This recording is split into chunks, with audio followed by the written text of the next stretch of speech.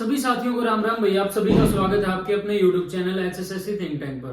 तो भाइयों आप सभी को पता है हमारे चैनल पे जो है नेशनल जीके स्टार्ट है, उसमें हम जो है हिस्ट्री के अंदर भाई प्राचीन भारत को कंप्लीट कर चुके हैं। आज मध्यकालीन भारत के बारे में पढ़ेंगे, ठीक है। तो आशा करता हूँ कि जो भी मैं आपको कंटेंट प्रोवाइड करवा रहा हूँ वो पसंद आ रहा होगा। अगर पसंद आ रहा है तो भाई वीडियो ने लाइक करा करो, अपने साथियों के पास शेयर करा करो और कमेंट्स करा करो भाई फीडबैक के रूप में, ठीक है। और ज्यादा से ज्यादा चैनल को सब्सक्राइब कर लो भाई, सपोर्ट की जरूरत है, देखो सपोर्ट करो अगर, ठीक है। अगर कंटेंट पसंद आ रहा है तो बढ़ते हैं भाई आज की हमारी वीडियो की तरफ। भारत का मध्यकालीन इतिहास। भारत का मध्यकालीन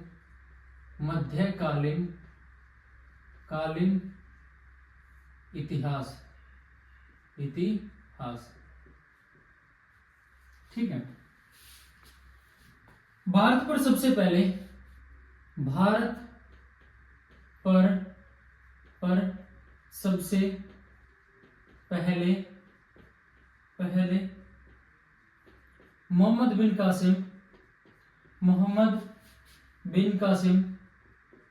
मोहम्मद बिन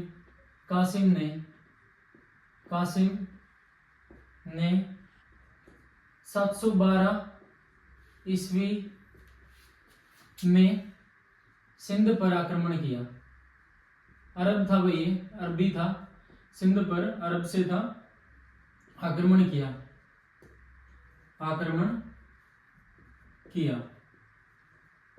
उस समय सिंध पर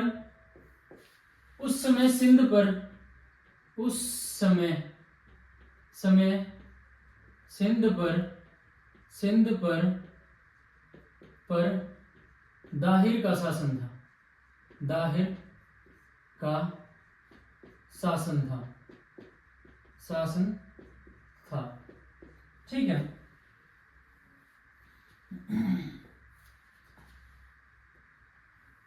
आक्रमण का उद्देश्य है भाई,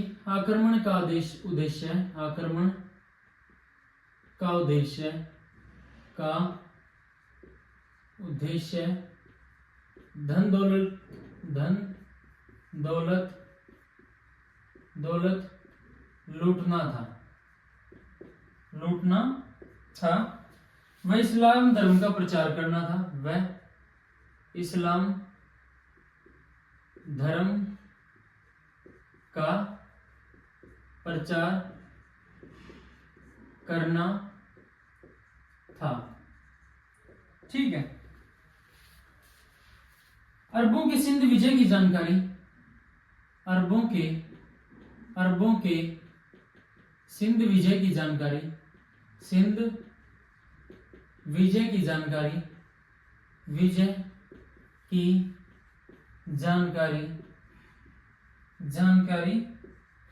चचनामा से प्राप्त होती है।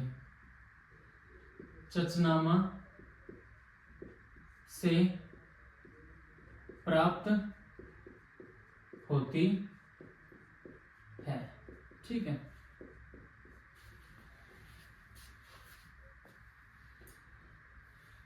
अरबों ने सिंध में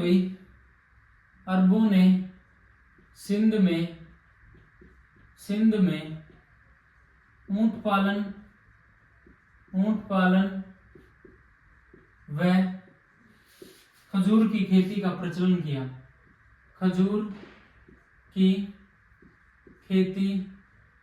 खेती का प्रचलन किया,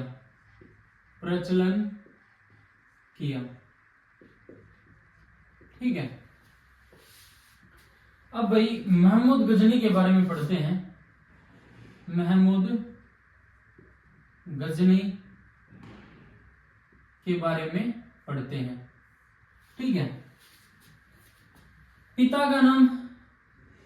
पिता कौन था भाई मोहम्मद गजनी का? सुबुक्तगीन भाई इनके पिता का नाम था। जन्म जो है महमूद गजनी का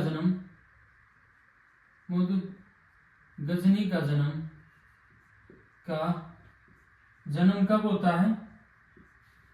971 ईस्वी में। गद्दी पर बैठा गद्दी पर बैठा। कब बैठा? 998 ईस्वी में। 998 ईस्वी में गद्दी पर बैठता वही। ठीक है। मोहम्मद गजनी ने भारत पर प्रथम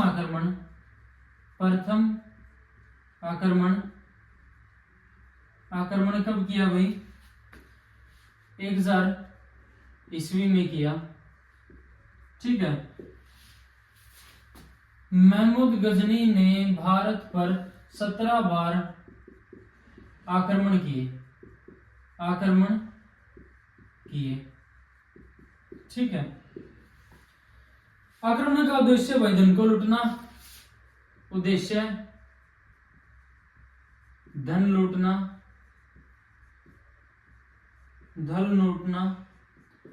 मोहम्मद गजनी एक भाई मूर्ति भंजक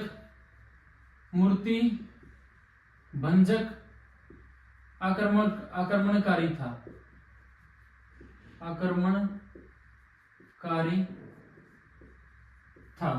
ठीक है।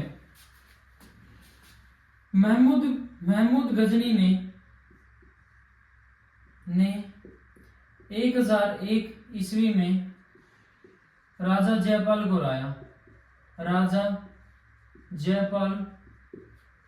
को हराया।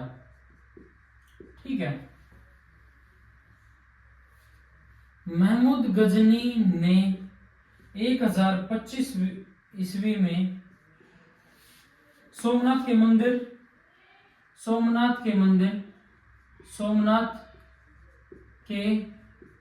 मंदिर जो सौराष्ट्र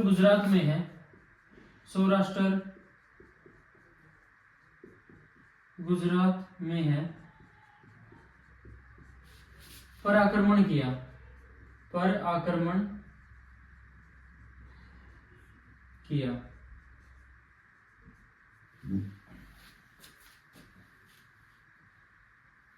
उस समय इसने भाई 50,000 हिंदुओं का कत्ल कर दिया था। ठीक है। यानी इतना आक्रांता था। ठीक है। इतनी कट्टरता थी इनके अंदर। 50,000 हिंदुओं का कत्ल कर दिया इसने। ठीक है।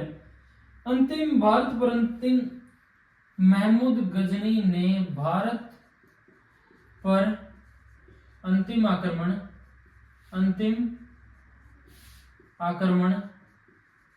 1027 ईस्वी में किया।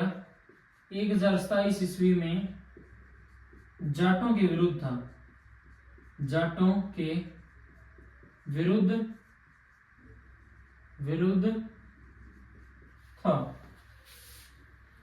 सुल्तान की उपाधि धारण करने वाला प्रथम शासक था। सुल्तान की उपाधि धारण करने वाला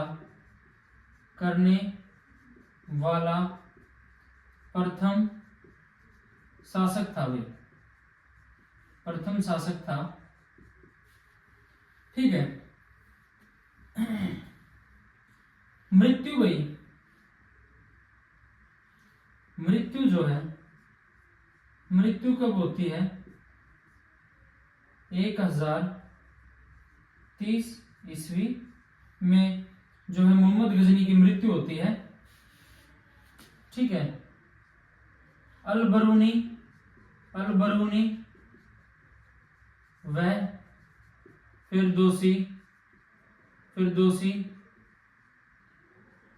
फिरदौसी जो है दरबार में रहते थे।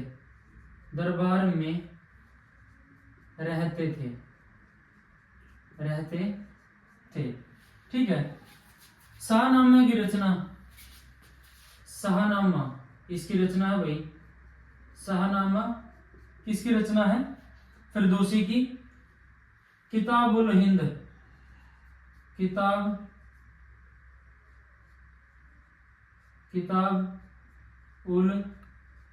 हिंद जो है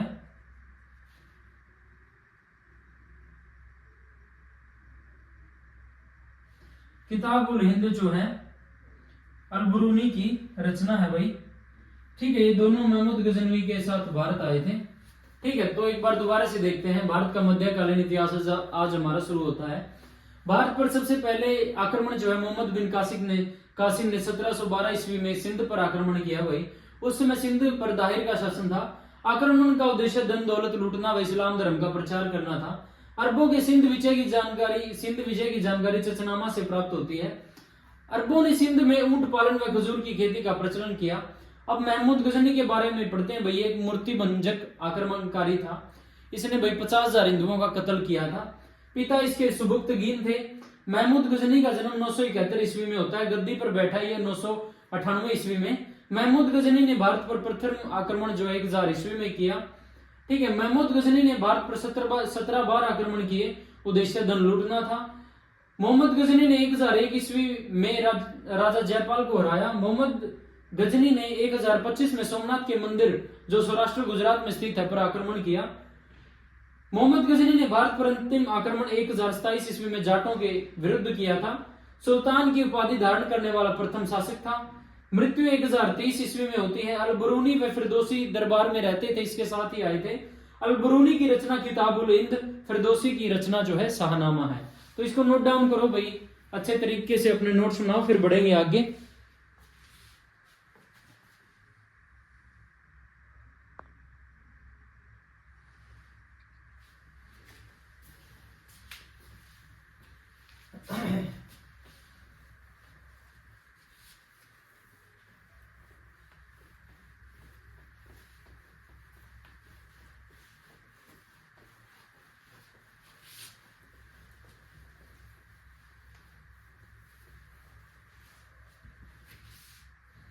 मोहम्मद गोरी के बारे में पढ़ते हैं।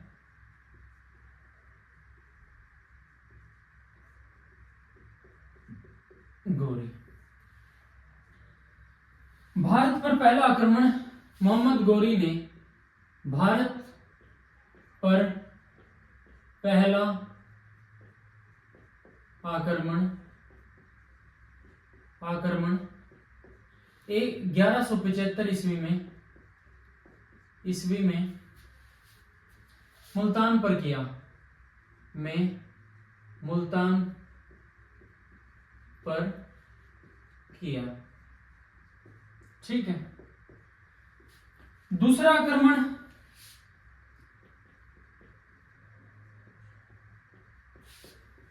1178 ईस्वी में पाटन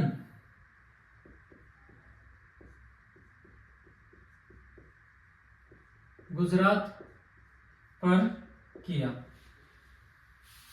पाटन के शासक भीम द्वितीय ने मोहम्मद गोरी को बुरी तरह से हराया भी, बुरी तरह से हराया। चंदावर का युद्ध आपको मैं लिखवा चुका हूं भाई। 1191 और 1192 में तराइन के युद्ध होते हैं। तराइन का प्रथम युद्ध जो है मोहम्मद गोरी व पृथ्वीराज चौहान तृतीय के बीच होता है। उसमें पृथ्वीराज चौहान की जीत होती है। दूसरा तराइन का युद्ध 1192 ईस्वी में होता है, जिसमें मोहम्मद गोरी जो है पृथ्वीराज चौहान को पराजित करता है। 1194 में भाई चंदावर का युद्ध कब होता है? 1194 ईस्वी में किसके बीच? मोहम्मद गोरी वर्सेस जयचंद। ठीक है, इसमें गोरी जीतता है भाई। ठीक है, 1193 में मोहम्मद गोरी ने 1193 ईस्वी में दिल्ली को अपनी राजधानी बनाया। दिल्ली को अपनी राजधानी बनाया।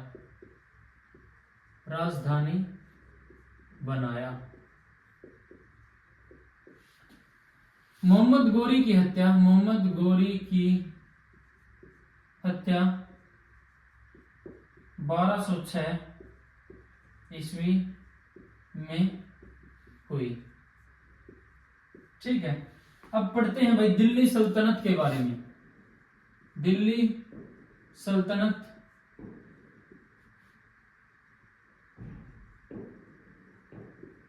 सल्तनत के बारे में, इनके वंशों के बारे में पढ़ते हैं भाई। गुलाम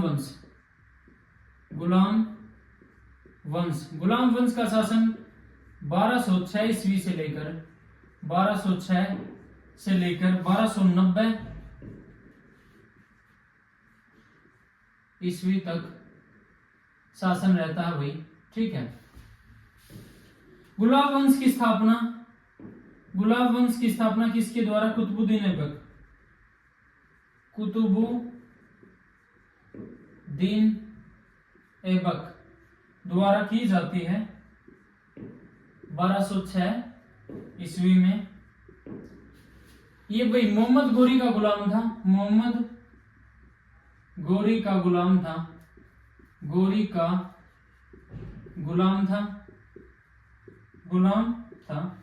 और उस समय भाई ये दिल्ली का गवर्नर था। ठीक है, राजधानी लाहौर को बनाया। राजधानी जो है लाहौर को बनाता है, लाहौर को अपनी राजधानी बनाता है।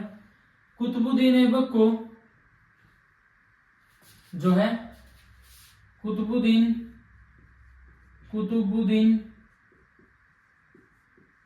ऐबक को लाख बख्श भी बोलते हैं भाई। लाख बख्श अर्थात लाखों का दान देने वाला, लाखों का दान देने वाला। ठीक है, कुतुबुद्दीन ऐबक ने दिल्ली की कुव्वत उल इस्लाम मस्जिद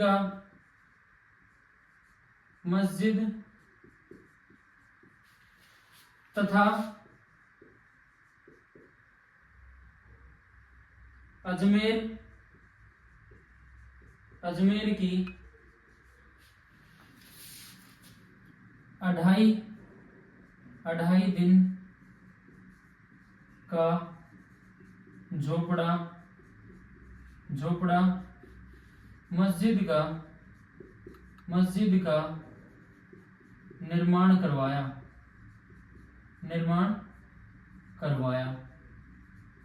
ठीक है, दिल्ली की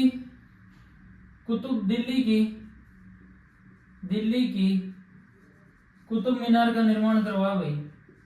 कुतुब मीनार का निर्माण करवाया। इसके निर्माण में भाई बहुत सारों का योगदान था। ठीक है, इसके बाद भाई इसका कंप्लीट जो है निर्माण जो है इल्तुतमिश करवाता है कुतुब मीनार का, लेकिन बिजली गिरने के कारण भाई इसकी मंजिल गिर जाती है। फिर उससे ऊपर एक और मंजिल का निर्माण जो है मोहम्मद बिन तुगलक इसका निर्माण करवाता है। ठीक है, पुत्री की शादी इसने अपनी पुत्री की शादी किससे की? इल्तुतमिश से करवाई हुई। इल्तुतमिश से की। ठीक है, नालंदा विश्वविद्यालय को ध्वस्त जो है बख्तियार खिलजी ने किया भाई। बख्तियार खिलजी ने किया जो ऐबक का सेनापति था। जो ऐबक का सेनापति था, सेनापति था। ठीक है। मृत्यु 1210 ईस्वी में, 1210 ईस्वी में, 1210 ईस्वी में चौगान अर्थात पोलो खेलते हुए घोड़े से गिरकर हुई भाई, घोड़े से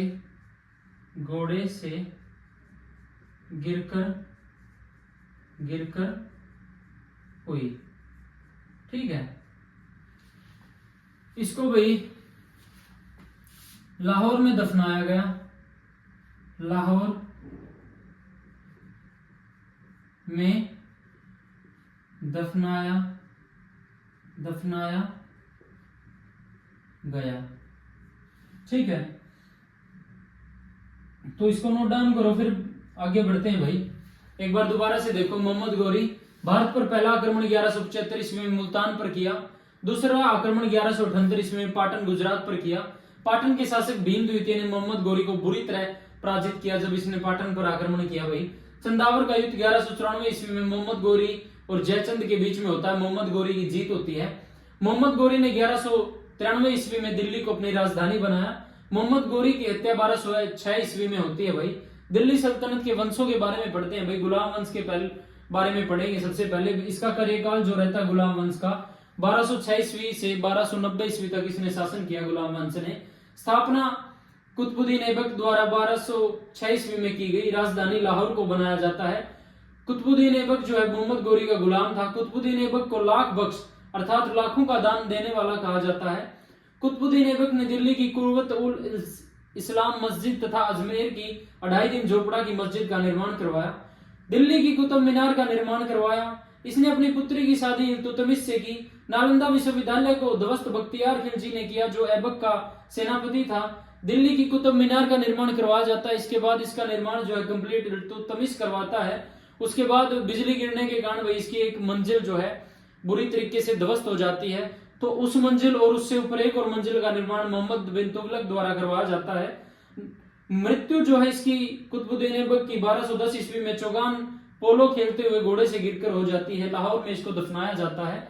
तो भाई इसको नोट डाउन करो, स्क्रीनशॉट लेना, स्क्रीनशॉट लो, फिर बढ़ेंगे आगे।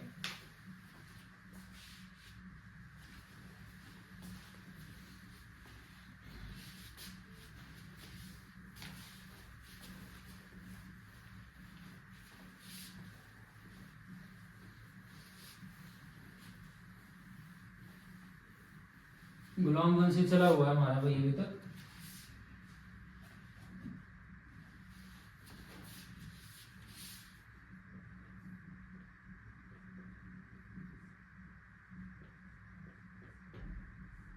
ठीक है। कुतुबुद्दीन ऐबक का उत्तराधिकारी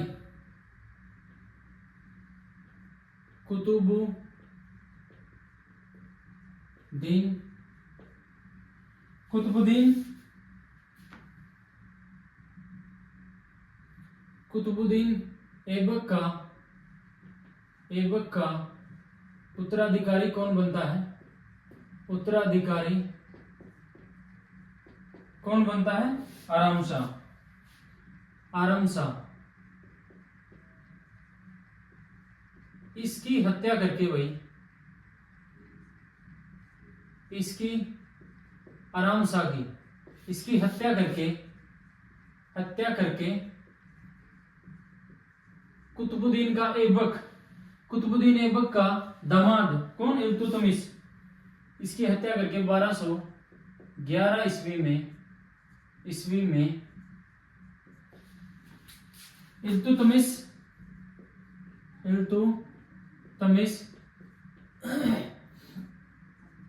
दिल्ली की गद्दी पर बैठता है। दिल्ली की गद्दी पर बैठा। ठीक है।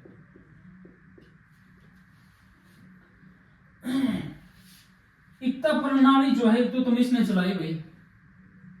इल्तुतमिश ने इक्ता प्रणाली चलाई, इक्ता प्रणाली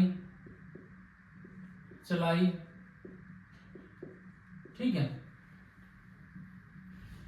यह दिल्ली सल्तनत का वास्तविक संस्थापक, दिल्ली सल्तनत का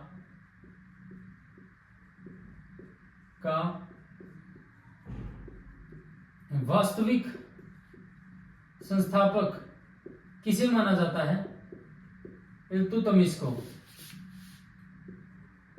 इल्तुतमिश को जो है दिल्ली सल्तनत का वास्तविक संस्थापक माना जाता है। इसने 40 गुलामों का एक संगठन बनाया। गुलामों का, किसने? इल्तुतमिश ने 40 गुलामों का एक संगठन बनाया, एक संगठन बनाया। उसका नाम क्या था भाई? तुर्कान ए चहलगानी, तुर्कान ए चहलगानी, चहलगानी। ठीक है, इल्तुतमिश जो है भाई एक तुर्क था। ठीक है, यह एक तुर्क था, ठीक है। शुद्ध अरबी सिक्के जारी किए इसने भाई सबसे पहले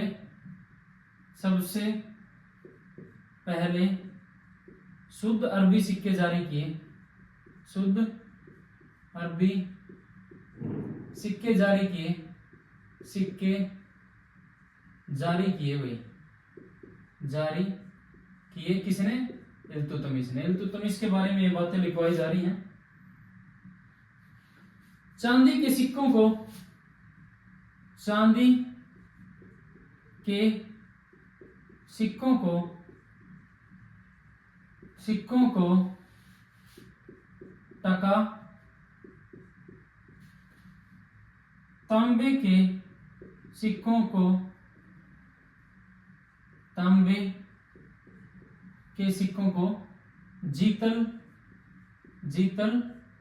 कहा जाता था। ठीक है, इल्तुतमिश तुर्क था, ये लिखवा दिया भाई मैंने। ठीक है, इसने अपनी राजधानी जो है लाहौर से, ठीक है, इल्तुतमिश ने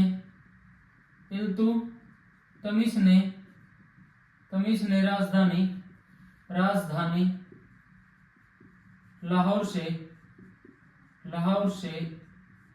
दिल्ली की, ठीक है। इल्तुतमिश पहला शासक था जिसने 1229 ईस्वी में बगदाद के खलीफा से सुल्तान पद की स्वीकृति ली, सुल्तान पद की स्वीकृति ली। ठीक है, मृत्यु जो है इसकी भाई, मृत्यु 1236 ईस्वी में होती है, 1236 ईस्वी में होती है। ठीक है, चंगेज खान ने भारत पर 1221 में भाई इल्तुतमिश के समय में आक्रमण किया था। ठीक है, ये लिख लेना, मैं आपको वर्बली बता रहा हूं। इल्तुतमिश की मृत्यु के पश्चात इल्तुतमिश का पुत्र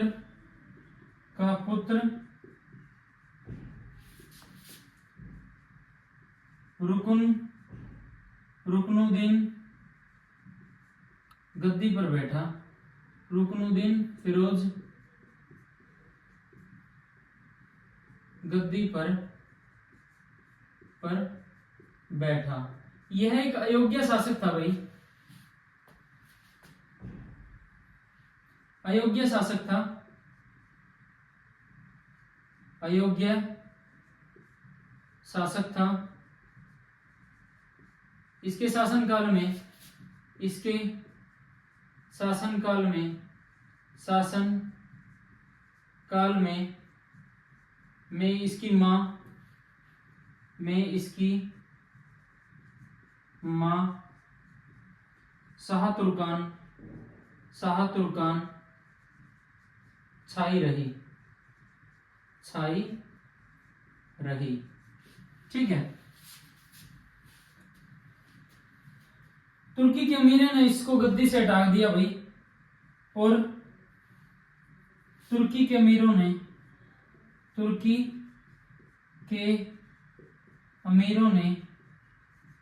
ने इसे हटाकर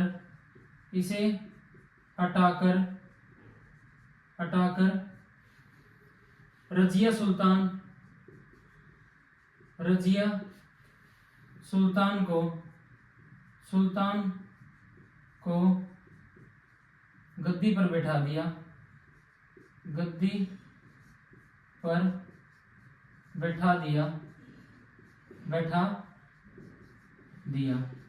ठीक है।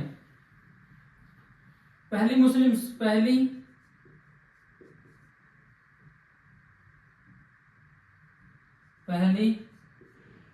मुस्लिम महिला शासक थी भाई। महिला शासक कौन? रजिया सुल्तान। ठीक है। यह भाई पर्दा प्रथा का त्याग कर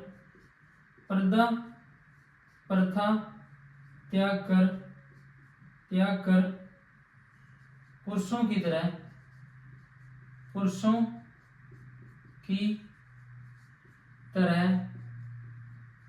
दरबार में आने लगी।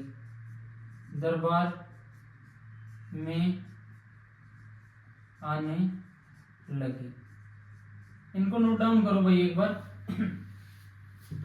कुतुबुद्दीन ऐबक का उत्तराधिकारी आराम शाह बनता है। इसकी हत्या करके 1211 ईस्वी में इल्तुतमिश दिल्ली की गद्दी पर बैठता है। इल्तुतमिश ने एकता प्रणाली चलाई। दिल्ली सल्तनत का वास्तविक संस्थापक इल्तुतमिश को कहा जाता है। यह एक तुर्क था। 40 गुलामों का एक संगठन बनाया जिसको तुर्कान चहलगानी बोला जाता है।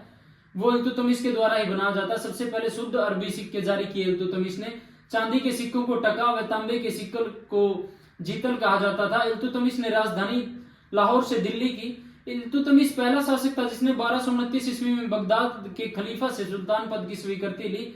इसकी मृत्यु 1236 ईस्वी में होती है। मृत्यु के बाद इल्तुतमिश का पुत्र रुकनुद्दीन फिरोज गद्दी पर बैठा। यह एक अयोग्य शासक था। इसके शासनकाल में इसकी मां शाह तुर्कान छाई रहती है। तुर्की के अमीरों ने इसे उठाकर रजिया सुल्तान को गद्दी पर बैठा दिया। पहली मुस्लिम महिला शासक रजिया सुल्तान बनती है। पर्दा प्रथा त्याग कर पुरुषों की तरह यह दरबार में आने लगती है। ठीक है। इसको भाई नोट डाउन करो, फिर बढ़ते हैं आगे।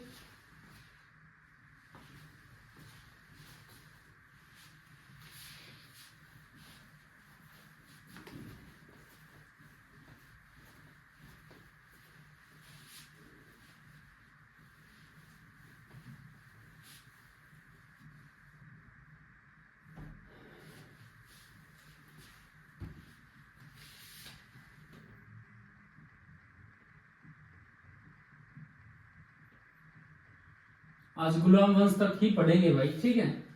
फिर खिलजी वंश के बारे में पढ़ेंगे।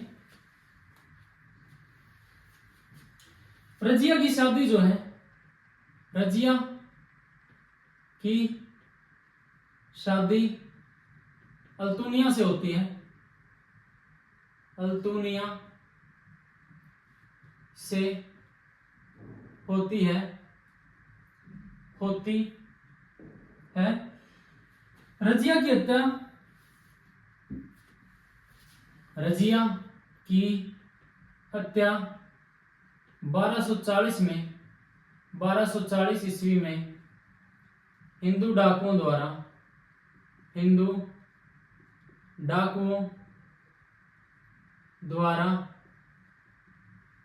द्वारा कैथल के समीप कर दी जाती है। कैथल के समीप कर दी गई। ठीक है। 1246 ईस्वी में 1246 ईस्वी में नसूरुद्दीन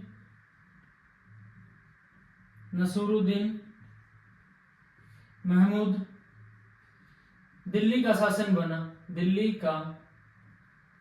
का शासक बनता है, शासक बना। ठीक है। यह टोपी सीकर अपना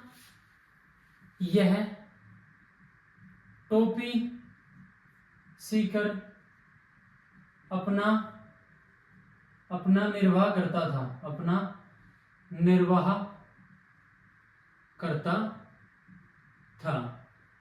ठीक है। बलबन ने अपनी पुत्री का विवाह इसके साथ किया। बलबन ने अपनी पुत्री का विवाह इसके साथ किया। पुत्री का विवाह इससे किया। ठीक है। 1265 में इसकी मृत्यु के बाद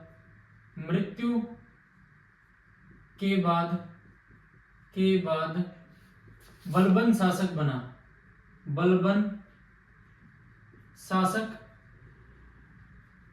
बना। ठीक है। बलबन का वास्तविक नाम बहाउद्दीन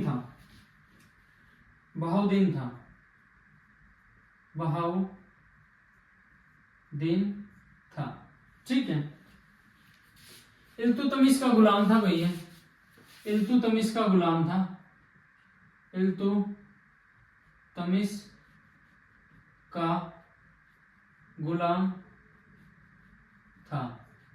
ठीक है। इसने दिल्ली को मंगोलों के आक्रमण से बचाया। बलबन ने दिल्ली को मंगोलों के आक्रमण से बचाया। मंगोलों के आक्रमण से बचाया। ठीक है। बलबन ने 40 गुलामों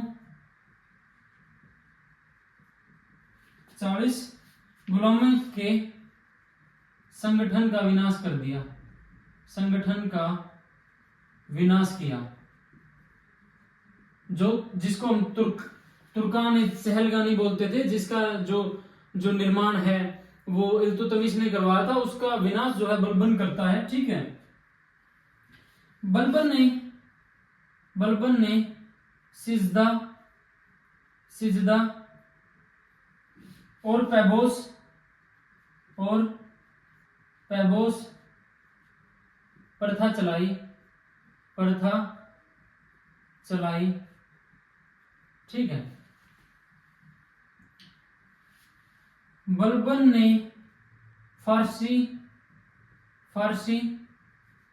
त्योहार नवरोज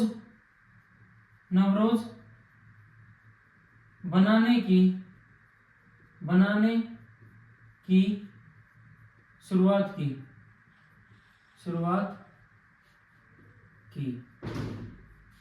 ठीक है।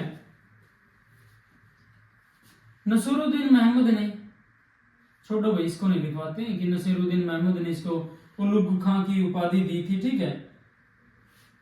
इसके दरबार में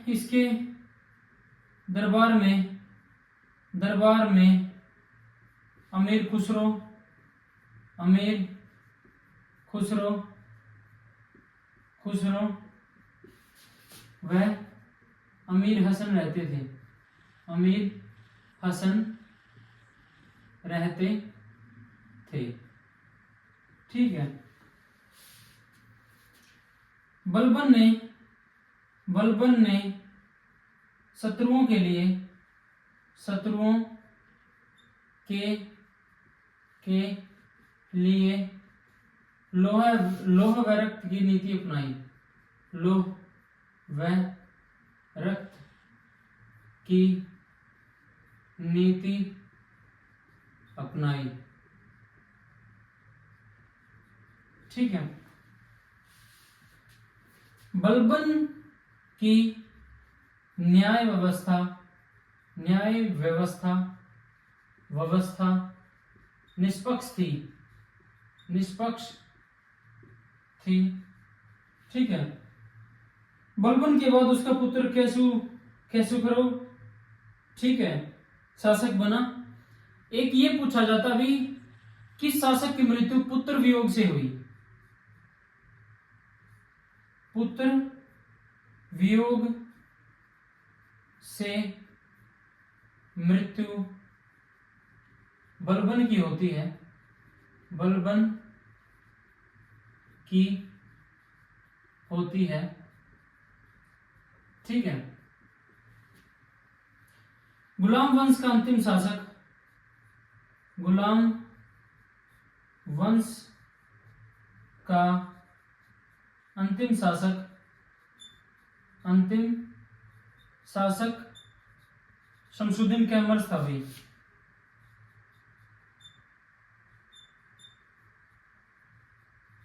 शमसुद्दीन कैमूर्स था। ठीक है। तो ये आपका भाई गुलाम वंश कंप्लीट होता है। रजिया की शादी अल्तुनिया से होती है। रजिया की हत्या 1240 ईस्वी में हिंदू डाकुओं द्वारा कैथल के समीप कर दी गई। 1240 ईस्वी में नसीरुद्दीन महमूद दिल्ली का शासक बना। टोपी सीकर अपना निर्वाह करता था नसीरुद्दीन महमद। बलबन ने अपनी पुत्री का विवाह नसीरुद्दीन महमूद से करवाया। 1265 में इसकी मृत्यु के बाद बलबन शासक बनता है। बलबन का वास्तविक नाम बहाउद्दीन था। इल्तुतमिश का यह गुलाम था। बलबन ने दिल्ली को मंगोलों के आक्रमण से बचाया। बलबन ने 40 गुलामों के संगठन का विनाश कराया, जिसका निर्माण इल्तुतमिश ने किया था भाई। बलबन ने सिजदा और पायबोस प्रथा चलाई। बलबन ने ही फारसी त्योहार नवरोज बनाने की शुरुआत की। इसके दरबार में अमीर खुसरो व अमीर हसन रहते थे। बलबन ने शत्रुओं के लिए लौह व रक्त की नीति अपनाई। बलबन की न्याय व्यवस्था निष्पक्ष थी। पुत्र वियोग से मृत्यु बलबन की होती है। गुलाम वंश का अंतिम शासक शमसुद्दीन कैमर्स था। तो साथियों, गुलाम वंश के बारे में जो भी क्वेश्चन बनते हैं, एग्जामिनर जहां से क्वेश्चन बनाता है, वो हमने अच्छे तरीके से कवर किया। आशा करता हूं कि वीडियो आपको अच्छी लगी होगी। अगर अच्छी लगती है तो भाई सपोर्ट किया करो, वीडियो को लाइक करो, शेयर करो, फीडबैक के तौर पे कमेंट्स करो और चैनल को ज्यादा से ज्यादा सब्सक्राइब करो। कल हम खिलजी वंश के बारे में पढ़ेंगे और उससे आगे पढ़ेंगे भाई। तो आज की वीडियो में इतना ही। तब तक के लिए सभी साथियों को जय श्री राम।